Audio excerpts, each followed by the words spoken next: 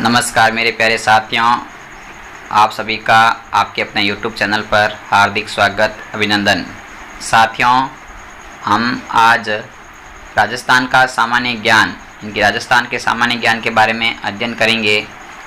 आज हम कुछ इम्पोर्टेंट प्रश्नों को हल करेंगे जो हमारे लिए PTT एग्ज़ाम में बहुत इम्पोर्टेंट रहने वाले हैं। आज के प्रश्न रहेंगे वो PTET परीक्षा 2020 के लिए बहुत ही इम्पोर्टेंट रहेंगे।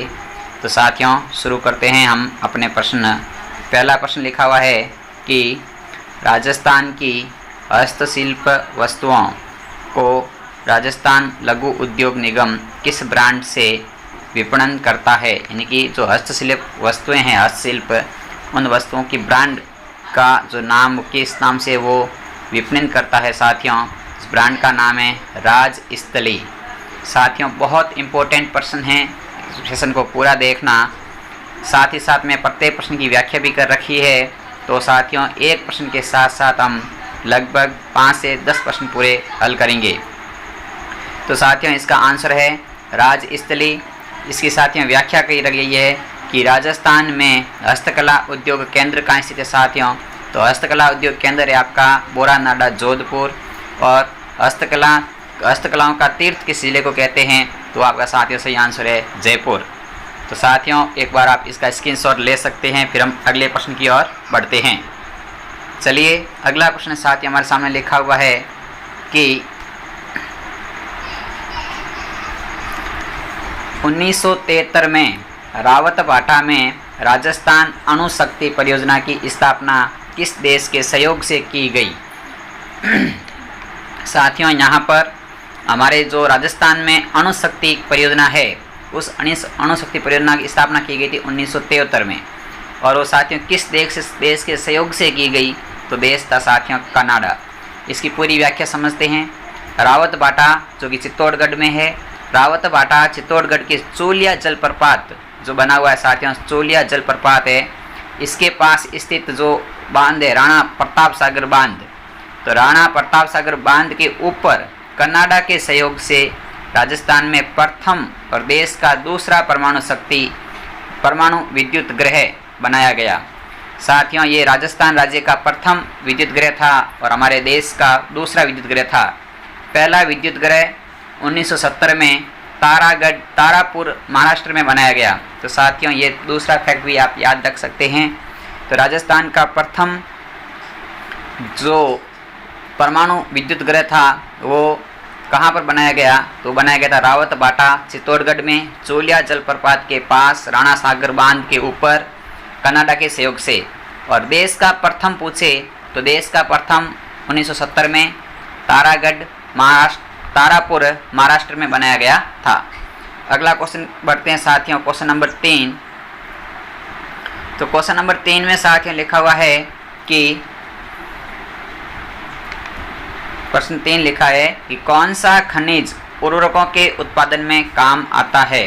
उर्वरक जो उर्वरक का निर्माण करते हैं उसमें साथियों एक खनिज काम मिल जाता है, उस खनिज का नाम है जिप्सम। साथियों, इसकी भी व्याख्या देख लीजिए कि भारत में जिप्सम सेल खेड़ी या हरसौंठ के नाम से भी जाना जाता है। जिप्सम का दूसरा नाम सेल खड़ी या हरसौंठ है। तो भारत में जिप्सम का कुल उत्पादन का 95% भाग राजस्थान में उत्पादित होता है। जिप्सम सबसे अधिक भारत में जिप्सम पूछे तो राजस्थान में होता है। राजस्थान पहले स्थान पर है जिप्सम के मामले में। तो जिप्सम उत्पादन में राजस्थान का भारत में प्रथम स्थान है। साथियों, जिप्सम के जो रवेदार रूप होता है, जिप्सम का जो रवेदार रूप होता है उसे हम सिलिनाइट कहते हैं। सिलिनाइट कहते हैं। और इसका उपयोग साथियों मिट्टी की क्षारीयता या लवणता की समस्या को दूर करने में किया जाता है। साथ साथ उर्वरकों के लिए किया जाता है। साथियों, जिप्सम के लिए राजस्थान में स्थान पूछे तो कहाँ पर उत्पादन होता है, तो गौंठ, मंगलोद और बंदवासी नागौर के स्थान है। और रामसर और जामसर बीकानेर में और मोहनगढ़ जैसलमेर में जिप्सम का उत्पादन अधिक मात्रा में होता है। तो चलिए साथियों, अगले क्वेश्चन की ओर बढ़ते हैं। तो क्वेश्चन नंबर 4 में साथियों लिखा हुआ है कि राजस्थान में कौन सा स्थान नमदा के उत्पादन के लिए प्रसिद्ध है। तो साथियों, नमदा होता है वो आपके टोंक के प्रसिद्ध है। गलीचे और नमदा जो प्रसिद्ध है, टोंक के प्रसिद्ध है, ब्लैक पोट्री है वो कोटा की प्रसिद्ध है, और ब्लू पोट्री है वो जयपुर की प्रसिद्ध है। तो साथियों मैंने सारे के सारे यहाँ फैक्ट जोड़ रखे हैं, तो आप भी फैक्ट को साथ में याद रखें। तो नमदा जो कि टोंक जिले का प्रसिद्ध है, नमदा या गलीचे के बारे में पूछे तो ब्लैक पोट्री पूछे तो आपको कोटा का ऑप्शन लगाना है, और ब्लू पोट्री पूछे तो जयपुर का ऑप्शन लगाना है। अगला प्रश्न है साथियों कि स्थानांतरित कृषि को राजस्थान में किस नाम से जाना जाता है। प्रश्न लिखा हुआ है स्थानांतरित कृषि को राजस्थान में किस नाम से जाना जाता है। तो साथियों इसका स्थानांतरित कृषि को कहते हैं वादरा कृषि। ये इसकी व्याख्या देखिए तो आदिवासियों के द्वारा जंगल को जलाकर साफ करके कृषि करना स्थानांतरित कृषि कहलाता है, और ये ग्रास या जनजाति के लोग करते हैं, और राजस्थान में इसे वादरा के नाम से जानते हैं, और ये भील जाति के लोग करते हैं। तो साथियों स्थानांतरित कृषि से संबंधित फैक्ट लिखे हैं। अगला प्रश्न है साथियों हमारे सामने कि सोम, कमला और अम्बा सिंचाई परियोजना किस जिले से संबंधित है। सोम, कमला, अम्बा सिंचाई परियोजना साथियों पूछी है, तो यह सिंचाई परियोजना किस जिले से संबंधित है। ये साथियों आपकी आ जाएगी डूंगरपुर जिले से संबंधित है। साथियों एक ऐसी परियोजना है जिसका नाम भी सोम कागदर परियोजना है। तो सोम कागदर पूछे तो आपकी उदयपुर से हो जाएगी, और सोम, कमला और अम्बा पूछे तो साथियों डूंगरपुर जिले से संबंधित रहेगी।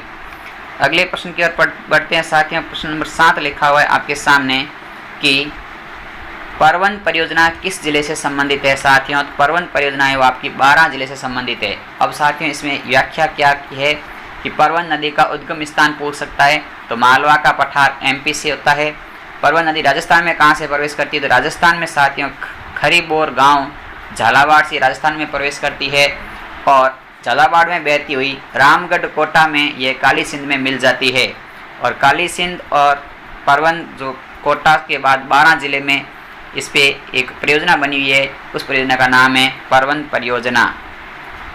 तो साथियों आपको फैक्ट याद हो गया होगा इसका भी। चलिए अगले क्वेश्चन की ओर बढ़ते हैं। तो अगला क्वेश्चन लिखा हुआ है साथियों प्रश्न नंबर 8 नंबर में साथियों लिखा है कि पन्ना लाल बारूपाल कैनाल के जल का स्रोत क्या है। तो साथियों इस कैनाल में जल कहाँ से मिलता है, तो हरिके बैराज बांध से मिलता है। क्यों मिलता है, जिसकी व्याख्या देखिए। पन्ना लाल बारूपाल कैनाल है जो इंदिरा गांधी नहर से संबंधित है, और इंदिरा गांधी से जितने भी परियोजनाएं निकाली गई है उन सब में पानी का जो स्रोत है वो हरिके बैराज बांध से है। तो इसका भी सही आंसर हो गया हरिके बैराज। अगला प्रश्न साथियों प्रश्न नंबर 9 नंबर में लिखा हुआ है कि किस किले को जीतने के क्रम में अकबर को जयमल एवं फत्ता के प्रबल प्रतिरोध का सामना करना पड़ा था। यानी कि कौन सा किला था जिसको जीतने के लिए अकबर ने जयमल और फत्ता के साथ में युद्ध किया था। तो साथियों वो किला था चित्तौड़गढ़ का किला, जहाँ से जयमल और फत्ता दोनों अकबर से लड़ते हुए शहीद हुए थे। तो साथियों इसकी व्याख्या क्या है, तो इसकी व्याख्या है कि अकबर ने इनकी वीरता को देखकर अपने आगरा के किले के बाहर दोनों की हाथी के ऊपर विराजमान पाषाण मूर्ति का निर्माण कराया था, पत्थर की मूर्तियों का निर्माण कराया था। तो आपको यहाँ से एक प्रश्न पूछा जा सकता है कि आगरा के किले के बाहर पाषाण की मूर्ति पर जयमल फत्ता का निर्माण करने वाला शासक कौन था, वो था अकबर। और बाद में उन मूर्तियों को बीकानेर के राजा राय सिंह अपने किले के बाहर लगवाया था। तो साथियों आज का लास्ट क्वेश्चन की ओर बढ़ते हैं। तो आज का लास्ट क्वेश्चन है साथियों कि राजस्थान का अंतिम शासक जिसने अश्वमेध यज्ञ कराया था साथियों, तो वो अंतिम शासक कौन था, तो अंतिम शासक था स्वाई जय सिंह। स्वाई जय सिंह के बारे में व्याख्या की आमेर जयपुर के शासक थे, और इन्होंने जब अश्वमेध यज्ञ कराया था तब इनका घोड़ा कुंभानी के राजपूतों ने रोका था। तो साथियों आज के सेशन में आपने 10 क्वेश्चन इंपॉर्टेंट पढ़े हैं, अति महत्वपूर्ण क्वेश्चन है। यदि आपको हमारा आज का वीडियो पसंद आया तो वीडियो को ज़रूर लाइक करें। यदि आप हमारे चैनल पर पहली बार विजिट कर रहे हैं तो चैनल को सब्सक्राइब करें, और साथियों साथ ही साथ इस वीडियो को ज़्यादा से ज़्यादा मित्रों तक शेयर करें। आप सभी का धन्यवाद। जय हिंद, जय भारत।